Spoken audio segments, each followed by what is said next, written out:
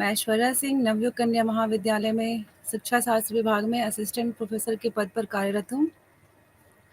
आज पुनः हम लोग BESC 142 लाइफ लॉन्ग लर्निंग यानी आजीवन सीखना के अगले कुछ विषयों पे चर्चा करेंगे, जिसमें आज इकाई 7 और इकाई 8 के कुछ महत्वपूर्ण बिंदुओं की चर्चा हम लोग करेंगे यहाँ पर। इससे पहले थोड़ा-सा ये हम पुनः समझने की कोशिश करें कि आजीवन सीखना है क्या और अब तक हम लोगों ने किन विषयों पे चर्चा कर लिया है। तो इकाई 7 और 8 पर आने से पहले हम लोगों ने इकाई 1 में इस विषय पे चर्चा किया था कि आजीवन सीखना या आजीवन शिक्षा की प्रारंभिक धारणा जो है वो आजीवन सीखने में संक्रमित हो रही थी। यानी आजीवन शिक्षा कहीं न कहीं आजीवन सीखने में बदलने लगी थी और सामाजिक, आर्थिक दोनों ही परिप्रेक्ष्य में, चाहे वो औपचारिक हो या गैर औपचारिक हो, दोनों ही शिक्षा इसमें शामिल है। इस इकाई में इससे पहले जो इकाई 2 थी, मतलब खंड 2 की तीसरी और अंतिम इकाई थी, उसमें हम लोगों ने आजीवन सीखना का जो ऐतिहासिक विकास है भारत में और अन्य देशों में, उसका अध्ययन हम लोगों ने किया था। आज हम लोग कुछ वैश्विक हस्तक्षेप का कुछ पहलू ऐसा है जिसके बारे में बात करने का प्रयास करेंगे। तो 4 नवंबर 1946 को संयुक्त राष्ट्र की एक विशेष एजेंसी के रूप में यूनेस्को का गठन हुआ था। हम सब जानते हैं कि इसकी स्थापना द्वितीय विश्व युद्ध के पश्चात जो मित्र राष्ट्र हैं, उन लोगों ने मिलकर की थी, जिसमें मुख्य रूप से 3 राष्ट्र थे, अमेरिका, फ्रांस और ब्रिटेन। तो कुछ इन लोगों ने मिलकर ही संयुक्त राष्ट्र की स्थापना की थी और इसकी स्थापना के बाद पूरी दुनिया में शिक्षा और विकास से संबंधित 2 महत्वपूर्ण आयोग आए थे, जिसमें सबसे इम्पोर्टेंट जो है वो learning to be the world of education today and tomorrow, और दूसरा जो रिपोर्ट था learning the treasure within, जो कि 1972 में आई थी। डेलर्स की ये रिपोर्ट थी, जिसमें ये बताया गया, दोनों ही रिपोर्ट जो आई थी, इसमें आजीवन शिक्षा को बहुत ही ज़्यादा महत्वपूर्ण माना गया था और ये कहा गया था कि शैक्षिक सुधारों के लिए ये बहुत ही आवश्यक है कि जो जिम्मेदार व्यक्ति हैं, जो समाज में सहायक हैं, उनको हम आजीवन सीखने के लिए प्रेरित करते रहे। उसी वक्त उसके बाद अगर हम 21वीं सदी की बात करें तो बर्गस ने कुछ महत्वपूर्ण बिंदुओं पे चर्चा किया और ये बताया कि आजीवन सीखने के लिए कुछ महत्वपूर्ण बिंदुएं हैं जो कि हमें उस पे ध्यान देना चाहिए, या फिर हम ये कह सकते हैं कि ये महत्वपूर्ण बिंदुएं हमें प्रभावित करती हैं या हमें प्रेरित करती हैं कि हम किस प्रकार आजीवन सीखना लगातार जारी रखें। तो सबसे पहले आर्थिक विकास और रोजगार को बढ़ावा देना। हम सब जानते हैं कि वर्तमान का जो समय है वो आर्थिक विकास का समय है। यदि आप रोजगार में नहीं है, यदि आपकी शिक्षा आपको रोजगार नहीं दिलाती है, तो कहीं न कहीं वो शिक्षा अ, अच्छी नहीं कही जाएगी या कह सकते हैं बेकार है, क्योंकि हमने महात्मा गांधी की भी अगर शिक्षा व्यवस्था देखी थी या टैगोर की भी देखी थी या हम जॉन डीवी या अरस्तू की शिक्षा व्यवस्था भी देखें, तो कहीं न कहीं ये शिक्षा को रोजगार से जोड़ने की बात करते हैं। यदि हम औपनिवेशिक काल में भारत की शिक्षा व्यवस्था को देखें, तो शिक्षा को रोजगार से जोड़ने की बात की गई थी। तो आजीवन सीखने का सबसे पहला और महत्वपूर्ण बिंदु है कि ये आर्थिक विकास और रोजगार को बढ़ावा देता है। दूसरा यदि हम बात करें तो सामाजिक समावेशन, एकजुटता और लोकतांत्रिक भागीदारी सुनिश्चित करना। आजीवन सीखना के द्वारा हम लोगों के अंदर लोकतांत्रिक भावना का विकास और एकजुटता, भाईचारा, प्रेम इत्यादि की भावना विकसित कर सकते हैं। तीसरा यदि हम बात करें तो स्वयं का विकास और आत्मसंतुष्टि। शिक्षा का ये महत्वपूर्ण दायित्व है कि वो हमें आत्मसंतुष्टि प्रदान करे और हमारे स्वयं के विकास के लिए हमें अग्रसर करें। शिक्षा के द्वारा यदि हम स्वयं की कमियों को दूर नहीं करते हैं या फिर हम ऐसे कार्य नहीं करते जिससे हमें खुशी मिल जाए, तो फिर उस शिक्षा का कोई अर्थ नहीं रह जाता। तो आजीवन सीखने का तीसरा जो महत्वपूर्ण बिंदु है वो है स्वयं का विकास और आत्मसंतुष्टि। अगला अगर हम बात करें तो आजीवन सीखना सांस्कृतिक विकास और संवर्धन पे भी बल देता है। सरकारों द्वारा आजीवन सीखने को कार्य समरूपता, संगठनात्मक अनुशासन, पेशेवर आचार संहिता और अनुशासन, आर्थिक उत्पादकता और लाभ तथा खुशहाल जीवन की दिशा के रूप में एक साधन माना जाता है। यदि हम आजीवन सीखना की बात करें, तो वर्तमान में हम इस शिक्षा को एक माध्यम मानते हैं, एक साधन मानते हैं, जिसके द्वारा हम व्यक्तियों में आर्थिक उत्पादकता की बढ़ोतरी करें, खुशहाल जीवन की तरफ अग्रसर करें, अनुशासन की भावना विकसित करें। तो आजीवन सीखना कहीं न कहीं इन सबके लिए एक महत्वपूर्ण कार्य कर रहा है। आजीवन सीखने का मानवतावादी परिप्रेक्ष्य क्या है, जिसमें यूनेस्को ने इसमें क्या अपना योगदान दिया है, या फिर यूनेस्को की क्या विचारधारा है आजीवन सीखना के प्रति, इसके बारे में हम चर्चा करेंगे। यदि तो हम ये जानते ही हैं कि यूनेस्को की स्थापना द्वितीय विश्व युद्ध के बाद हुई थी, और विश्व व्यवस्था के आदेश पे हम कह सकते हैं कि इसकी स्थापना हुई थी। और यदि हम ये बात करें कि शुरुआत में यूनेस्को की भूमिका क्या थी, तो यूनेस्को की जो भूमिका है वो शुरुआत में इसका जो लक्ष्य है वो अधिक मानवतावादी था, और हम मानवतावादी दृष्टिकोण से ही शिक्षा के प्रति भी विचार किया जा रहा था।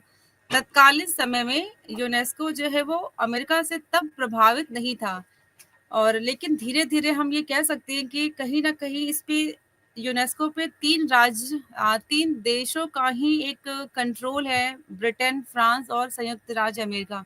क्योंकि जब इसकी स्थापना हुई थी, तो ये 3 देश ही मुख्य देश थे जिन्होंने मिलकर इसकी स्थापना की थी, या ये संस्थापक सदस्य के रूप में कार्य कर रहे थे। इसलिए हम ये इस बात पे आश्चर्य नहीं कर सकते कि यूनेस्को का जो पहला महानिदेशक थे वो ब्रिटिश व्यक्ति जूलियन हक्सले थे, और यूनेस्को का जो स्थायी कार्यालय वो फ्रांस में है। यूनेस्को का संविधान अमेरिकियों द्वारा लिखा गया था। यानी जो 3 महत्वपूर्ण चीजें थी, महानिदेशक वो ब्रिटिश व्यक्ति, और जो कार्यालय है वो फ्रांस में, और यूनेस्को का जो संविधान है वो अमेरिका के व्यक्तियों के द्वारा लिखा गया। यानी इन तीनों पे कंट्रोल इन देशों का ही था। इसके बाद संबद्ध शिक्षा मंत्रियों का एक सम्मेलन हुआ था। इस संगठन की शुरुआत की हम बात करें तो तब हम इसे यूनेस्को के नाम से नहीं जानते थे, बल्कि यूनेको की बात हुई थी। एस शब्द का इसमें एस से साइंस या विज्ञान शब्द बाद में जोड़ा गया। 1945 में जब इसकी स्थापना की बात हो रही थी, तो सिर्फ ये यूनेको की बात हो रही थी, लेकिन धीरे-धीरे इसमें अन्य राष्ट्रों का जब हस्तक्षेप आया, तो यूनेको के स्थान पे यूनेस्को नाम दिया गया।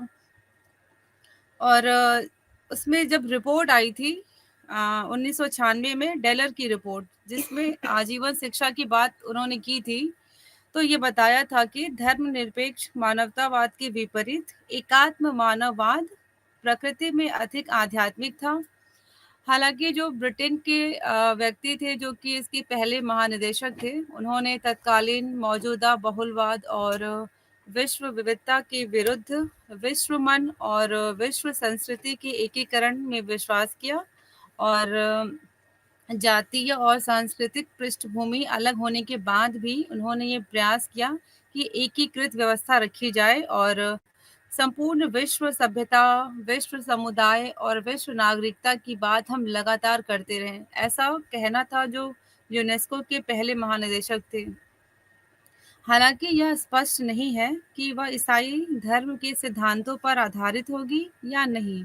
इसलिए यह आश्चर्य की बात नहीं कि जब अमेरिकियों ने यूनेस्को का संविधान तैयार किया, तो उसकी प्रस्तावना में ही शांति के निर्माण के लिए मानव मस्तिष्क की बात की गई थी। इस प्रकार हम ये कह सकते हैं कि संविधान की शुरुआत जो है वो अधिक मानवतावादी दृष्टिकोण से हुई थी, और धीरे-धीरे आगे जब समय बढ़ता गया, तो इसमें थोड़ा-सा परिवर्तन आया।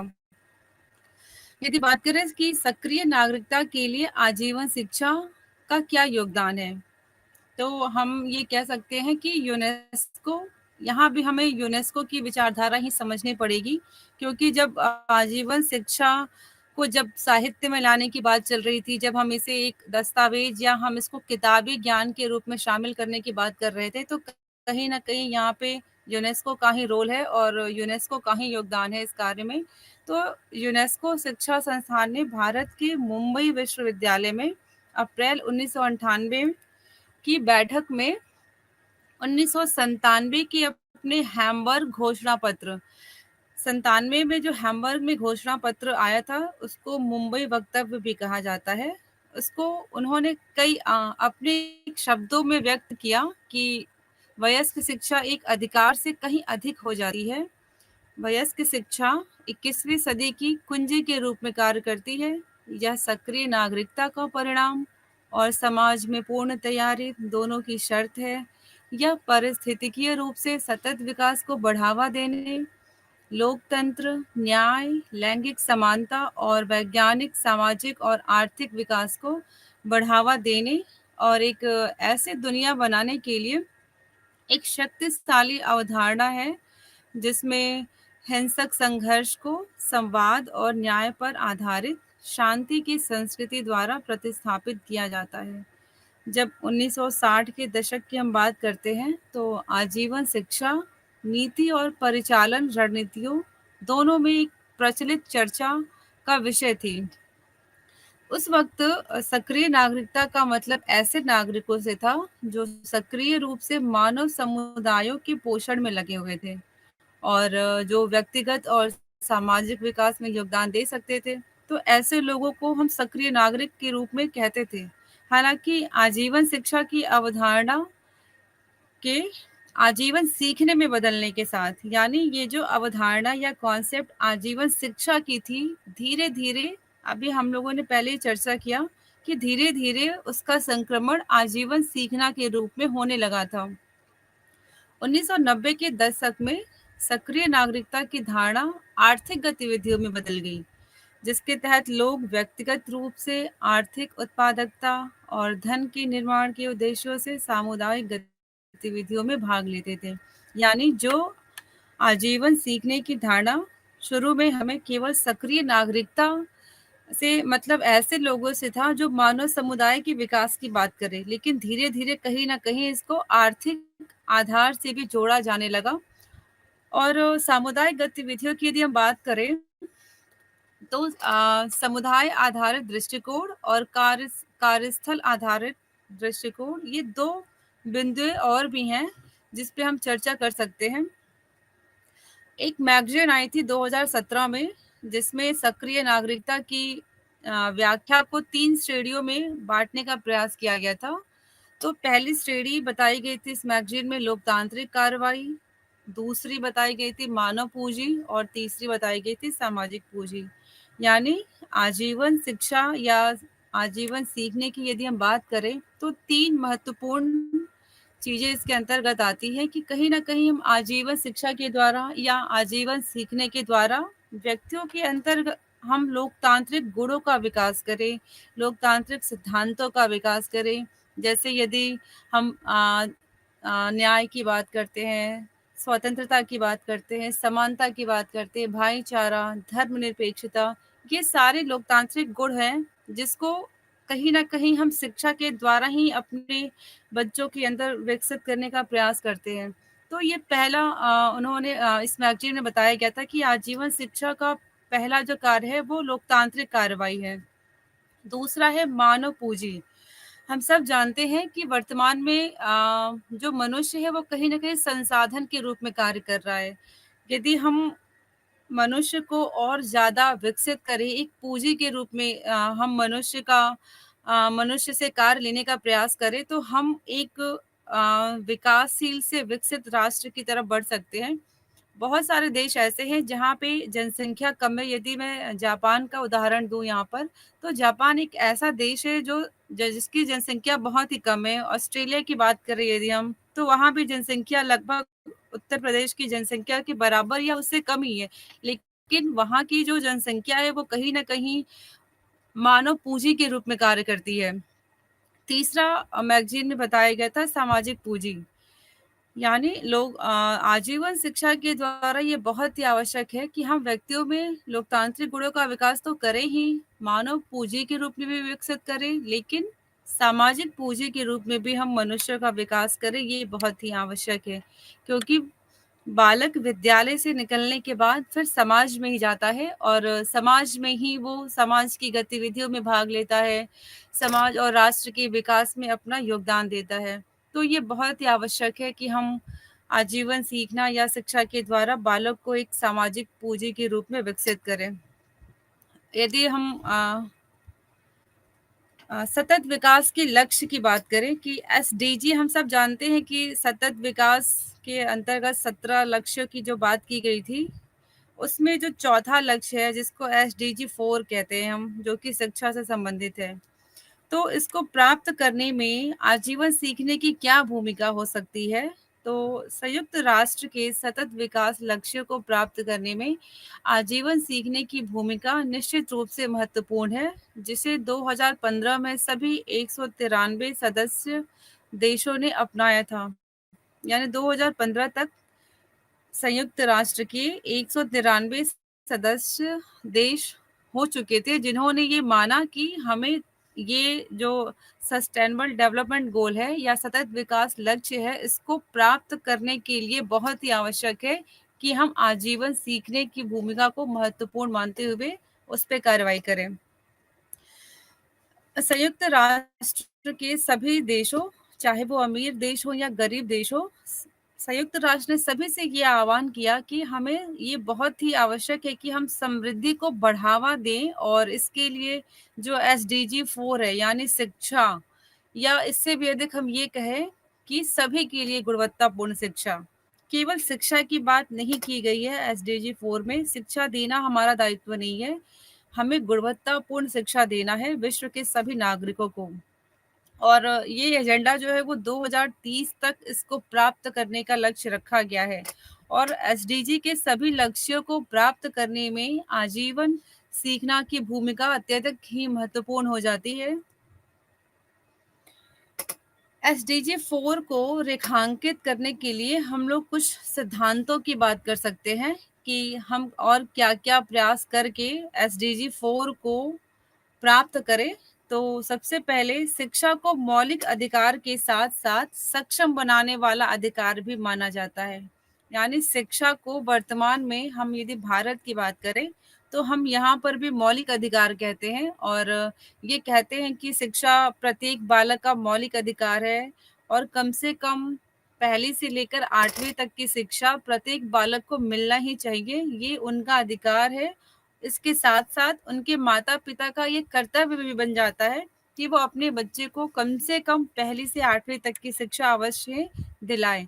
लेकिन ये शिक्षा जो है वो सिर्फ़ मौलिक अधिकार ही बन के नहीं रह गया है, या हम ये कह सकते हैं कि हम शिक्षा को मौलिक अधिकार ही नहीं मान सकते।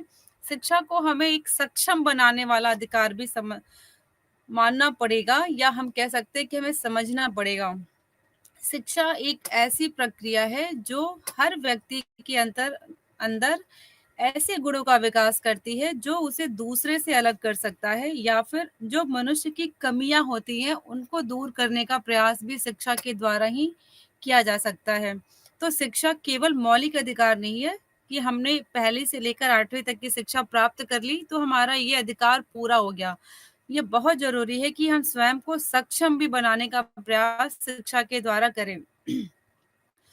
अगर हम बात करें तो शिक्षा को सार्वजनिक वस्तु माना जाता है कि सभी को ये मिलना चाहिए। भारत सरकार की राष्ट्रीय शिक्षा नीति 2020 में भी इस पर विचार किया गया है। यानी शिक्षा ना केवल मौलिक अधिकार है बल्कि ये एक सार्वजनिक वस्तु भी है।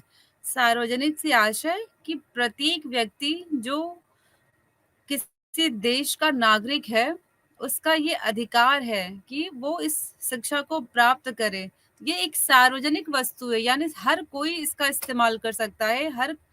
हमें इसको इतना सुलभ बनाना है शिक्षा को कि सभी व्यक्तियों तक, सभी बालकों तक ये बहुत ही आसानी से पहुँच जाए।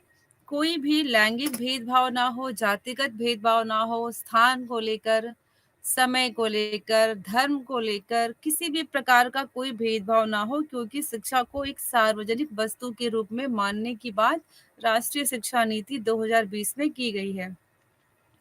जब हम सभी के लिए शिक्षा के अधिकार पर विचार करते हैं, तो ये बहुत ही आवश्यक है कि हम लैंगिक समानता की बात भी प्रमुख रूप से करें।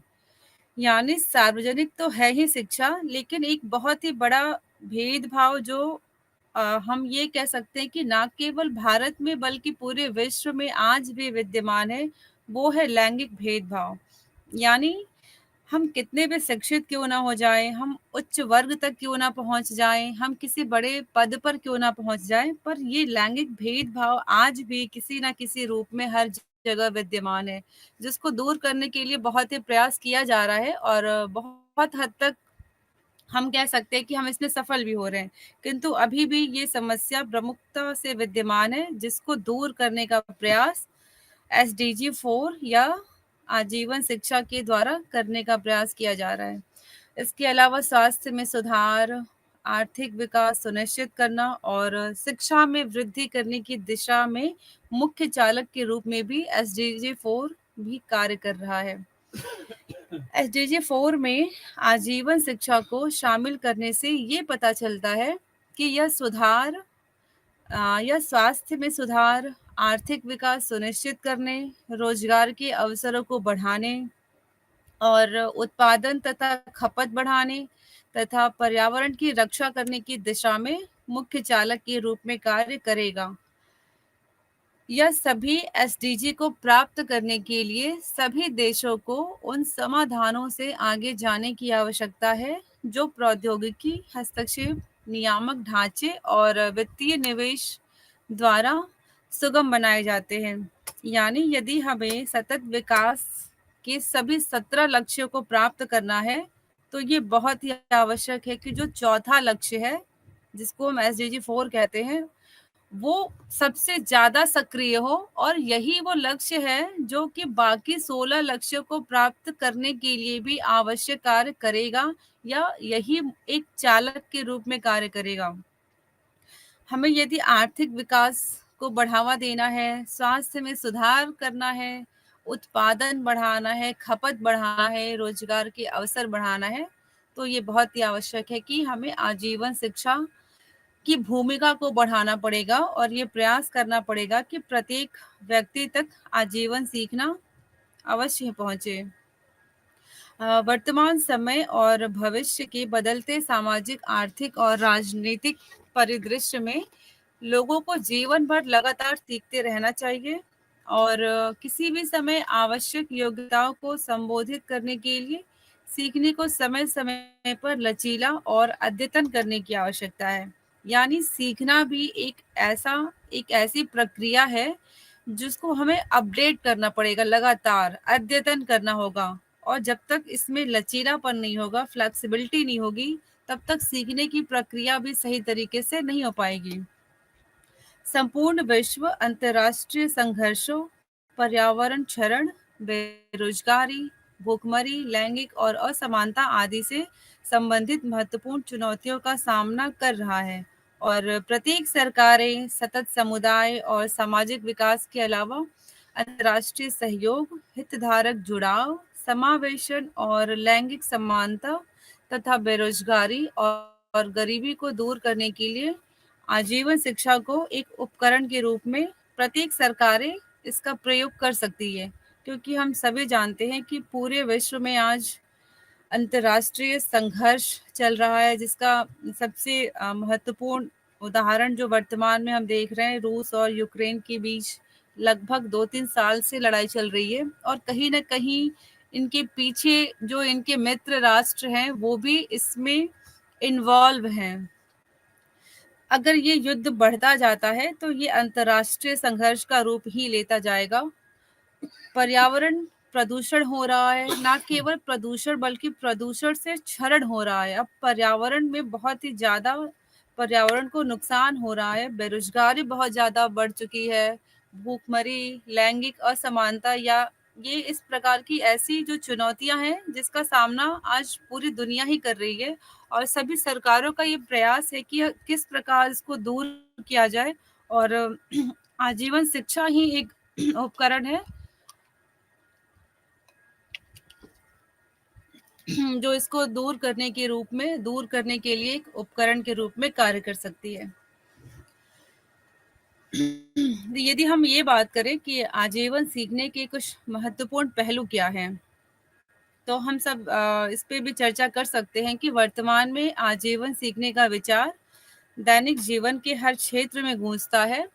आजीवन सीखना नागरिकों के व्यक्तिगत, नागरिक, सामाजिक और व्यावसायिक उद्देश्यों के लिए सीखने का प्रतिनिधित्व करता है। यह बुनियादी ज्ञान और कौशल के अधिग्रहण की सुविधा प्रदान करता है, जिसमें डिजिटल साक्षरता और आगे सीखने, नवाचार के लिए बढ़े हुए अवसर अवसर शामिल हैं। वर्तमान जो समय है, वर्तमान श्रम बाजार एक व्यक्ति पर बहुत अधिक अपेक्षाएं रखता है ताकि वह अपने ज्ञान, कौशल और क्षमताओं को विकसित कर सके और इस प्रकार जीवन भर नई आर्थिक और सामाजिक परिस्थितियों के अनुकूल हो सके। यानी ये बहुत ही आवश्यक है। जो वर्तमान का श्रम बाजार है, वो कहीं न कहीं अब व्यक्तियों से बहुत ही ज़्यादा अपेक्षाएँ रखने लगा है। यानी यदि हम आज से कुछ साल पहले की तुलना वर्तमान समय से करें, तो जो दिक्कतें वर्तमान में व्यक्ति को कार्यस्थल पे आती हैं या श्रम में आती हैं, वो पहले नहीं आती थी, क्योंकि वर्तमान में बहुत ज़्यादा ही प्रेशर है हर व्यक्ति पर काम करने के लिए।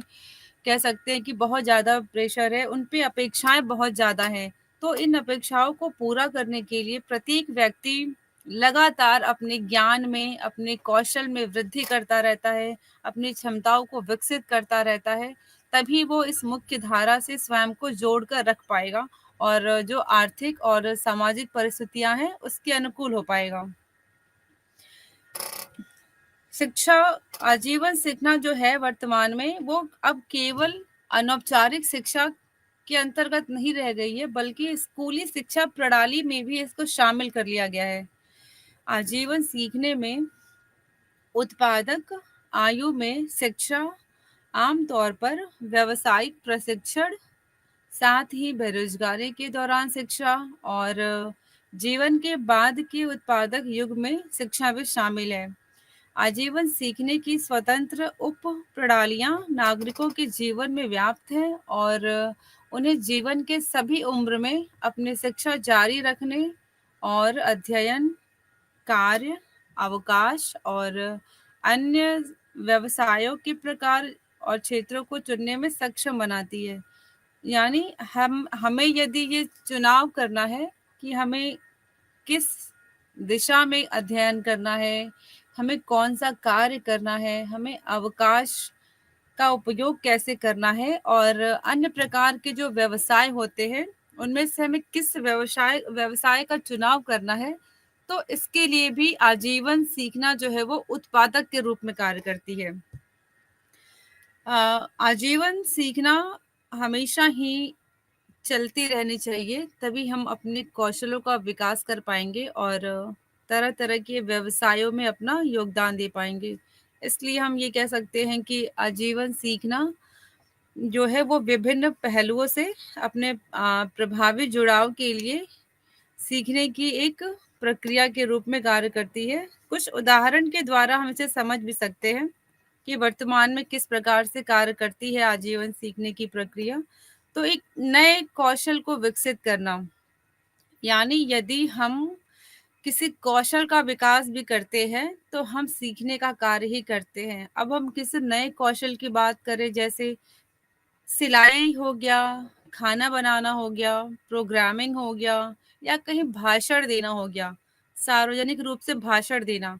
तो भाषण देना भी एक एक कौशल होता है और इस कौशल को हम धीरे-धीरे समय के साथ सीख सकते हैं।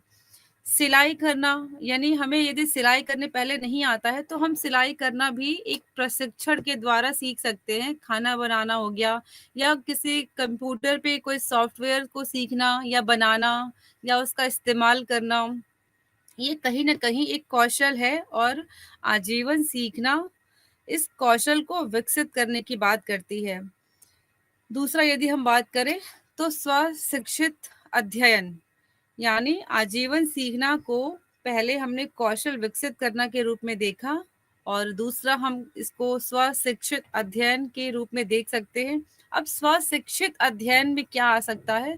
तो इसमें वो सारी चीज़ें आ सकती हैं, जिसमें हम खुद को शिक्षित करने का प्रयास करते हैं, खुद को अपने इंटरेस्ट के या अपनी रुचि के अनुसार स्वयं को शिक्षित करने का प्रयास करते हैं। जैसे यदि कोई व्यक्ति भाषा को सीखता है, तो भाषा को सीखना भी एक कौशल है और यह स्वशिक्षित अध्ययन के अंतर्गत आता है। या फिर हम ये कह सकते हैं कि किसी रुचि के विषय पर शोध कार्य करना। यहाँ पे शोध कार्य करने से अर्थात अर्थ जो है वो केवल पीएचडी कार्य करने से नहीं है, केवल डॉक्टरेट की डिग्री लेने से नहीं है। हम किसी भी विषय से संबंधित कोई भी रिसर्च या शोध कार्य कर सकते हैं और वो शोध कार्य करने के पश्चात कहीं ना कहीं हमें ही ज्ञान मिलता है, हम स्वयं को शिक्षित करते हैं। तो स्वशिक्षित के अंतर्गत भाषा सीखना भी आ जाएगा, अपनी रुचि के किसी भी विषय पर शोध कार्य करना आ जाएगा। और यदि हम बात करें किसी भी नए खेल को सीखना या किसी गतिविधि को सीखना, तो आजीवन सीखना में पहले हमने देखा कि कौशल को विकसित करना, स्वशिक्षित अध्ययन को बढ़ावा देना, और तीसरा क्या है कि एक नया खेल या किसी गतिविधि को सीखना। अब यदि हम कोई भी खेल सीख रहे हैं, कोई भी, चाहे वो मार्शल आर्ट हो गया, अगर हमने एग्जाम्पल लिया मार्शल आर्ट हो गया, कराटे हो गया, जूडो हो गया, स्की करना हो गया। स्की भी एक व्यायाम भी हो सकता है और खेल में भी आ सकता है। तो हम फिर इस खेल को सीख रहे हैं, तो ये भी कहीं ना कहीं आजीवन सीखने का ही एक हिस्सा है। और यदि हम व्यायाम करना सीखते हैं, क्योंकि गतिविधि की बात की हम लोगों ने अभी, तो व्यायाम भी एक प्रकार की गतिविधि है। तो व्यायाम रोज करना, उसको कैसे करना है, कौन से, यदि हम योगासन कर रहे हैं तो किस आसन को किस प्रकार करना है, इसको भी सीखना बहुत आवश्यक है। और ये योगासन सीखना कहीं ना कहीं गतिविधि सीखना के अंतर्गत आएगा। तो नए कौशल को सीखना, स्वयं को शिक्षित करना, नया खेल या गतिविधि सीखना, और चौथा है नई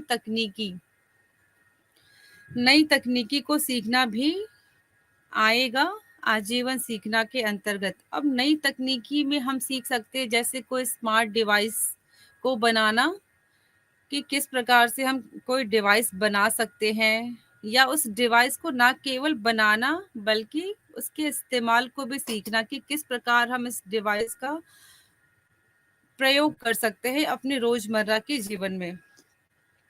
कोई नया सॉफ्टवेयर बनाना, कोई एप्लीकेशन बनाना, या धीरे धीरे उस एप्लीकेशन में महारत हासिल करना, उसका उपयोग करना सीखना, ये सब आएगा नई तकनीकी को सीखने के अंतर्गत।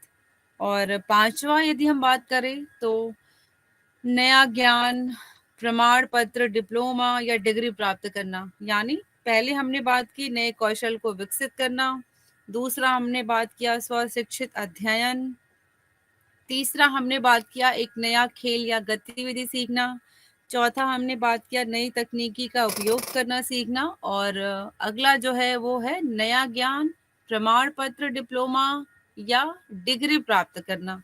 यानी इसके द्वारा यदि हम कोई भी नया ज्ञान प्राप्त कर रहे हैं, कोई ऐसा प्रमाण पत्र प्राप्त कर रहे हैं, जैसे हमने कोई कोर्स किया, हमने कोई ऑनलाइन शिक्षा ली, या फिर ऑफलाइन ही क्यों न ली, हो सकता है कि ये जो कोर्स है वो 25 दिन का हो, 30 दिन का हो, कोई भी कोर्स हो सकता है।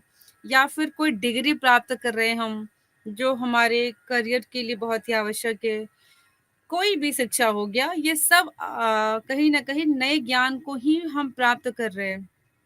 तो जो भी हमारे करियर के लिए आवश्यक हो वैसे पाठ्यक्रम को सीखना, या हमारे करियर से आवश्यक डिप्लोमा या डिग्री प्राप्त करना, प्रमाण पत्र प्राप्त करना, ये सब आजीवन सीखने के अंतर्गत ही आता है। तो हम लोगों ने यहाँ मुख्य रूप से 5 उदाहरण देखे, कि नया कौशल विकसित करना, स्वशिक्षित अध्ययन, नया खेल या नई गतिविधि को सीखना, नई तकनीकी को सीखना या उसका उपयोग करना सीखना, और नया ज्ञान, प्रमाण पत्र, डिप्लोमा या डिग्री प्राप्त करना, ये सब कहीं ना कहीं आजीवन सीखना के अंतर्गत ही आती है। अब हम बात करते हैं जीवन व्यापी शिक्षा, यानी एक तो हो गया आजीवन सीखना जिसको लाइफ लॉन्ग लर्निंग कहते हैं, और दूसरा है लाइफ वाइड लर्निंग या जीवन व्यापी शिक्षा। तो आजीवन सीखने की जो अवधारणा है, इससे हम पूर्व में परिचित थे। साथ ही साथ हम जीवन व्यापी शिक्षा के बारे में भी हम लोगों ने यूनिट 1 और 2 में बात किया था। शिक्षा के क्षेत्र में हर कोई आजीवन सीखने की अवधारणा से परिचित है। सीखने और व्यक्तिगत विकास की यात्रा जो हम सभी अपने जीवन के क्रमिक चरणों के माध्यम से करते हैं। जीवन के पैमाने पर देखा जाए तो अधिकांश लोगों के लिए सीखने के माहौल के रूप में औपचारिक शिक्षा उनके आजीवन सीखने की गतिविधि का केवल एक अपेक्षाकृत छोटा हिस्सा है।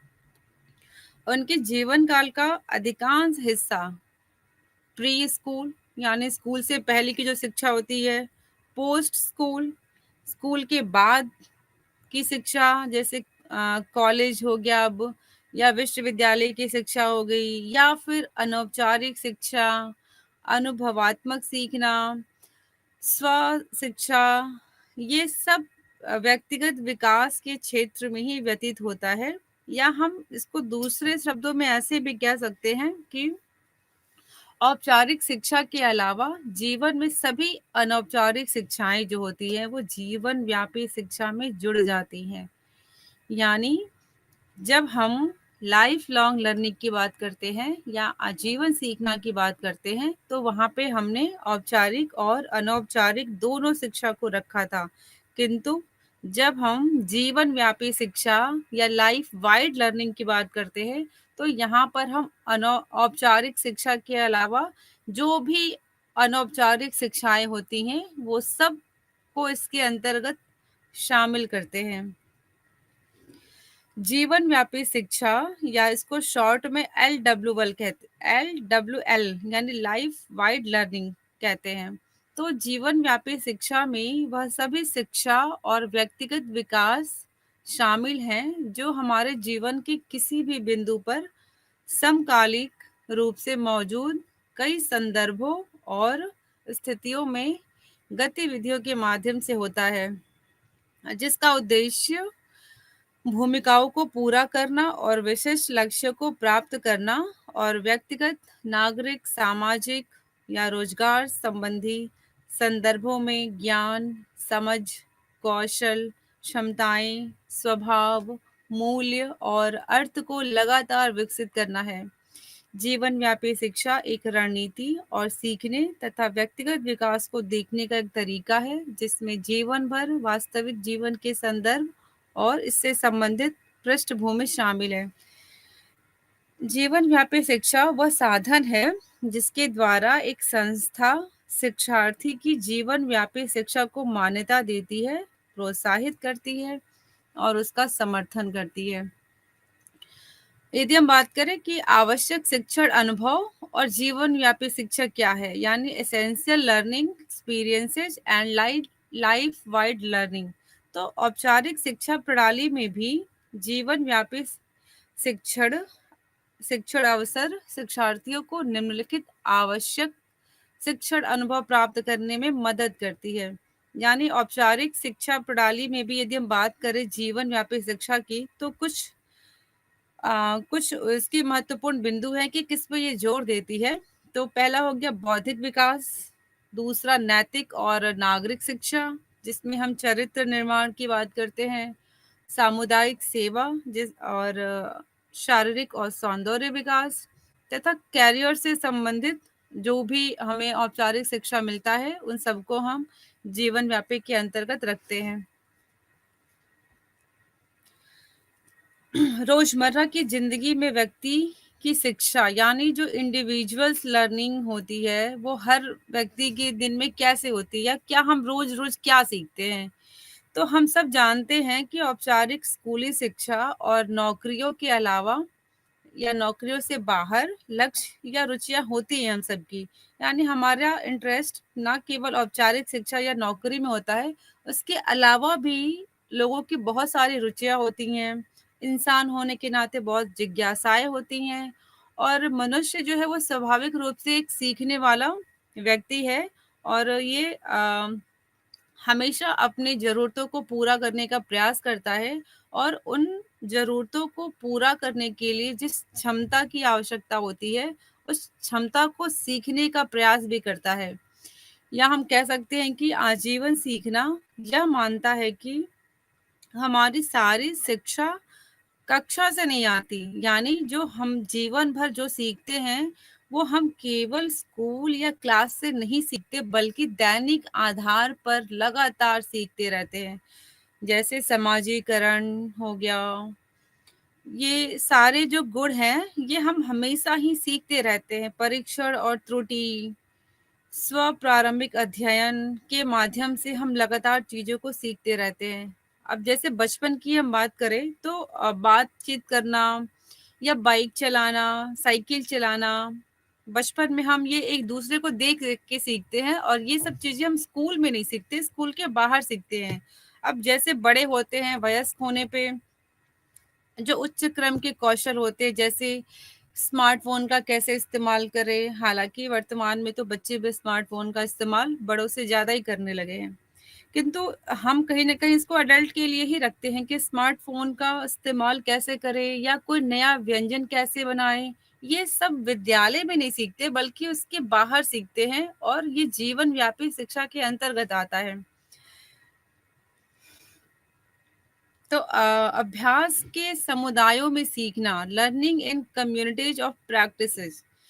अभ्यास के समुदाय को पेशेवर लोगों के एक समूह के रूप में परिभाषित किया जा सकता है, जो समस्याओं के एक सामान्य वर्ग के संपर्क, समाधान की सामान्य खोज और इस तरह खुद को ज्ञान के भंडार को मूर्त रूप देने के माध्यम से एक दूसरे से अनौपचारिक रूप से बंधे हुए हैं। हम सब जानते हैं कि समुदाय के सदस्य अनौपचारिक रूप से इस बात से बंधे होते हैं कि वे एक साथ क्या करते हैं। जो भी व्यक्ति, हम सब कहीं न कहीं अपने समुदाय से जुड़े होते हैं और हम एक दूसरे के स्वभाव को जानते हैं, एक दूसरे की गतिविधियों को, रोज़मर्रा की क्रियाओं को जानते हैं कि हर कोई क्या करता है, एक साथ में क्या करते हैं। जैसे दोपहर के भोजन के समय चर्चा में भाग लेने से कठिन समस्याओं को हल करने तक और गतिविधियों में अपनी पारस्परिक भागीदारी के माध्यम से हम ये सब चीज़ें सीखते रहते हैं। अभ्यास के समुदायों के भीतर सीखना एक अभ्यासी बनने की सामाजिक प्रक्रिया से प्राप्त होने के रूप में देखा जाता है, क्योंकि यह व्यक्ति को समुदाय का एकीकृत हिस्सा होने का सामाजिक संदर्भ देता है। पहचान का सामाजिक निर्माण दुनिया के बारे में प्रत्येक व्यक्ति के दृष्टिकोण और व्याख्या को आकार देता है। सीखना और नए ज्ञान का निर्माण तब समुदाय के संदर्भ निर्भर मंच के भीतर हो सकता है और सामाजिक अभ्यास के माध्यम से हम इसको साझा कर सकते हैं। यदि बात करें तो एक लावे और वेगर एक बहुत ही फेमस व्यक्ति थे जिन्होंने 1991 में एक परिभाषा दी थी।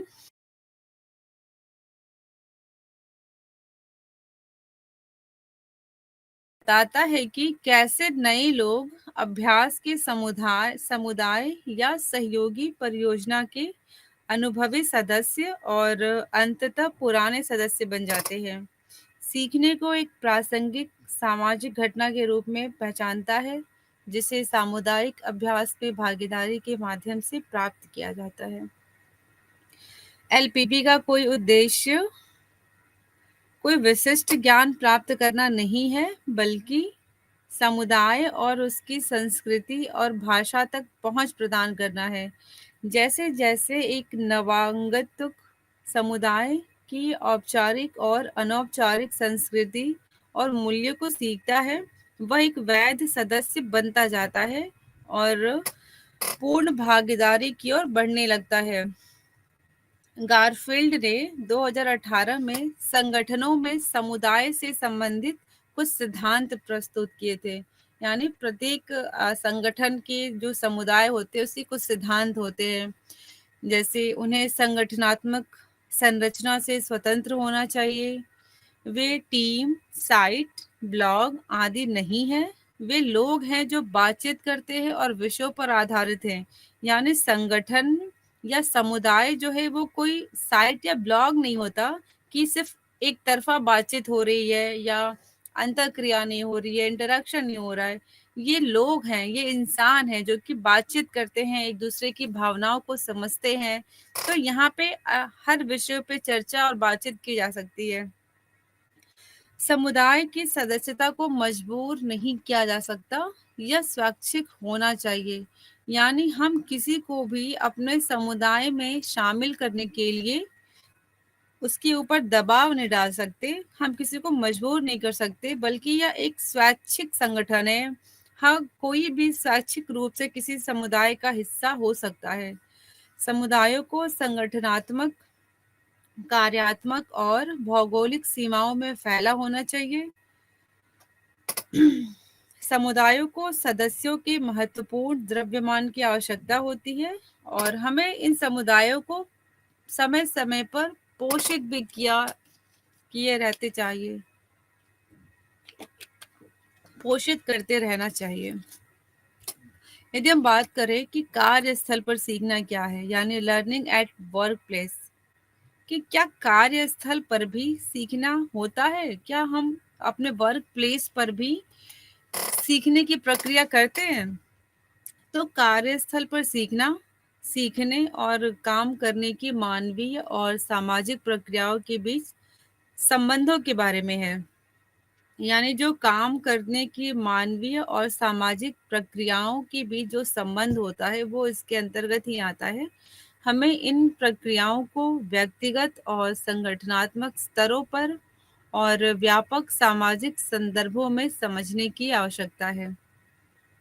यदि हम अंतर्राष्ट्रीय श्रम संगठन, यानी शॉर्ट में इसको ILO कहते हैं, इंटरनेशनल लेबर ऑर्गेनाइजेशन, यानी अंतर्राष्ट्रीय श्रम संगठन और आर्थिक सहयोग और विकास संगठन, ये दो अलग अलग संदर्भ में हम इनके परिभाषाओं की यदि बात करते हैं तो 2009 में अंतर्राष्ट्रीय श्रम संगठन ने कार्यस्थल पर सीखने को कार्यस्थल में होने वाले औपचारिक या अनौपचारिक साधनों द्वारा ज्ञान या कौशल के अधिग्रहण के रूप में परिभाषित किया।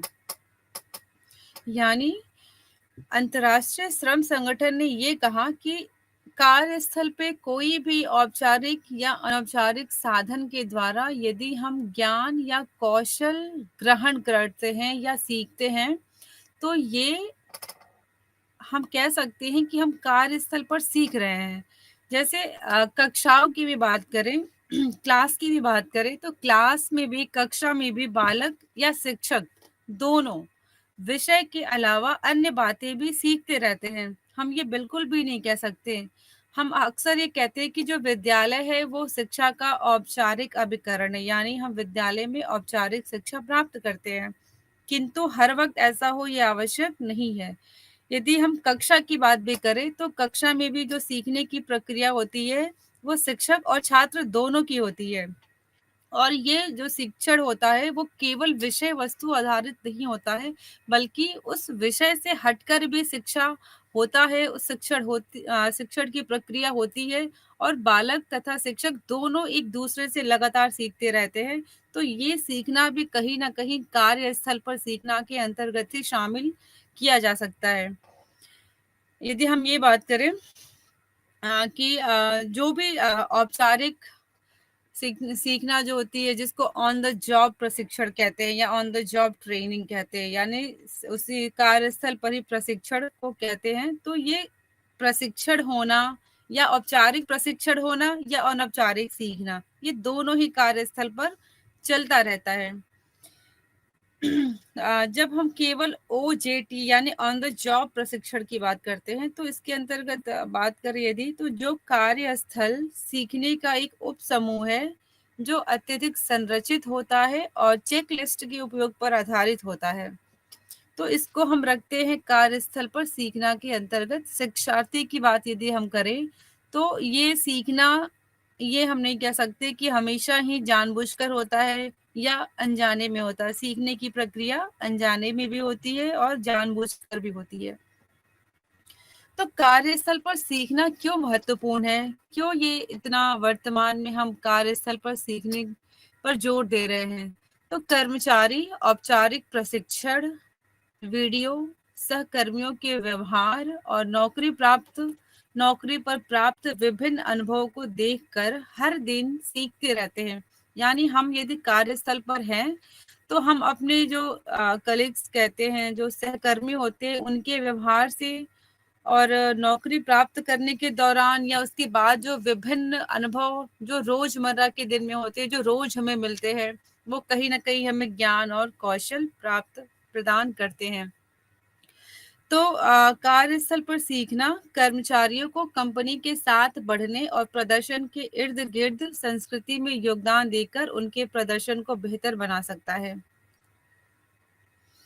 कर्मचारियों को प्रेरित करने और कार्यस्थल में सीखने को बढ़ावा देने के कुछ तरीके होते हैं कि किस प्रकार हम कर्मचारियों को सीखने के लिए प्रेरित करें। तो सबसे पहले है कि रुचियों को संरक्षित करें। हम जो रुचियां होती है ना, उनको विकसित करने का प्रयास करें, संरक्षित करने का प्रयास करें।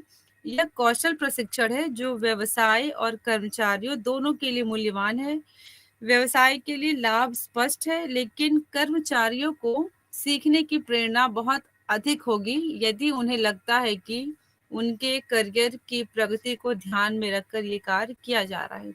यानी यदि वर्क प्लेस पे जो कर्मचारी हैं उनको ये लगे कि ये जो गतिविधि आयोजित की जा रही है, इससे उनके कौशल में विकास होगा, उनके करियर में बढ़ोतरी होगी, तो वो कहीं ना कहीं सीखने के प्रति प्रेरित होंगे। यदि आदर्श व्यवहार प्रस्तुत किया जाए, हमें अगर हम कर्मचारियों के समक्ष जो कंपनी के उच्च अधिकारी हैं, वो एक आदर्श व्यवहार प्रस्तुत करें, तो कहीं न कहीं जो दूसरा कर्मचारी होगा, वो उनके आदर्श व्यवहार को देखकर सीखने के लिए प्रेरित होगा। यानी यदि हम वर्क प्लेस की बात करें और हमें कोई ऐसा व्यक्ति दिखता है जो सीनियर है हमसे और वो अपने कार्य को लेकर बहुत ही कह सकते हैं कि बहुत ही अपने कार्य से प्रेम करने वाला है और लगातार सीखने वाला है और उसकी इस सीखने की प्रक्रिया से वो बहुत आगे बढ़ रहा है, तो हमें भी ये उसको देखकर प्रेरणा मिलती है कि हमें भी उसकी तरह ही सीखने का प्रयास करना चाहिए। कोचिंग और सलाह देकर भी हम ये कार्य कर सकते हैं। हम अपने जो कर्मचारी हैं उनको सफलता के मायने बता सकते हैं। सहयोग के द्वारा भी हम सीखने की प्रक्रिया के प्रति जागरूक रख सकते हैं।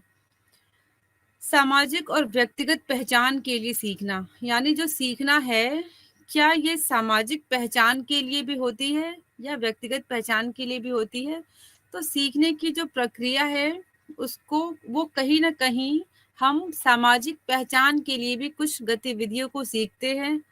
जैसे प्रत्येक व्यक्ति की एक सामाजिक पहचान होती है और उसके अनुसार वह दूसरों के संबंध में समाज में विभिन्न भूमिकाओं को समझता है, चाहे वह सामाजिक स्थिति हो, संस्कृति या जातीयता हो, रुचि हो, उपलब्धि हो, विश्वास हो।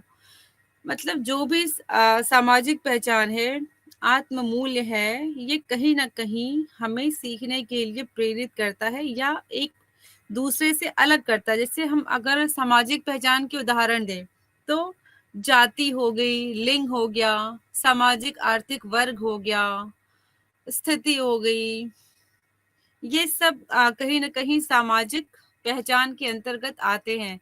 तो जैसे अगर महिला पुरुष की ही बात कर लें, हम मध्यम वर्ग, उच्च वर्ग की बात कर लें, तो ये इस वर्ग में रहने वाले व्यक्ति कहीं न कहीं अपनी सामाजिक पहचान को ध्यान में रखकर उस गतिविधि को सीखने का प्रयास करते हैं।